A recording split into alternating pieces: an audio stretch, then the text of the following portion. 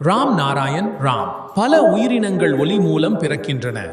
மேலும் சில உயிரினங்களுக்கு மனிதனின் வெப்பத்தால் எளிதாக பிறப்பு ஏற்படுகிறது. அதனால்தான் செங்குருவிகள், எலிகள் விரைவாக நம்மை கடந்து செல்லுகின்றன. நம் உடல் பல அணுக்கள் மற்றும் பரமாணுக்களால் உருவாக்கப்பட்டுள்ளது. இது முட்டையைப் போல உடைந்து வெளிவர தயாராக உள்ளது. நம்முடைய ஜெபம் ஒரு சக்தி போல செயல்பட்டு அந்த அணுபரமாணுக்களை உடைய உதவுகிறது. எந்த உயிரினங்களும் இந்த குழல்களின் உடைப்பு மூலம் உருவாகின்றன. உங்களுக்குள் கூட இதே குழல்கள் உள்ளன. மற்ற அனைத்து உயிரினங்களுக்கும் இதே குழல்கள் உள்ளன. மனிதன் குதிரையாக எப்படி மாற முடியும்? குதிரையின் உடலில் உள்ள குழல்கள் அதன் செல்கள் வளர்ச்சியால் உருவாகின்றன.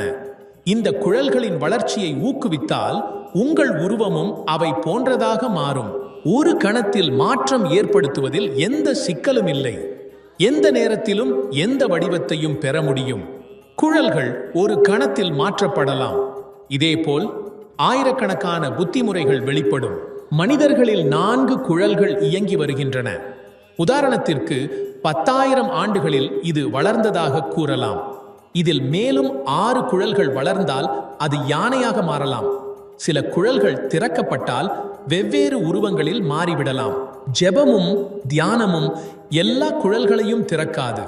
சில குழல்கள் மட்டுமே திறக்கப்படும் போது மாற்றம் நிகழும்.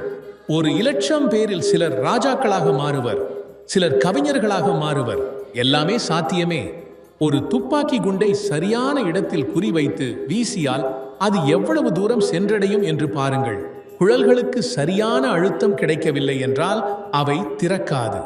சில குழல்கள் வெப்பத்தால் திறக்கப்படும்.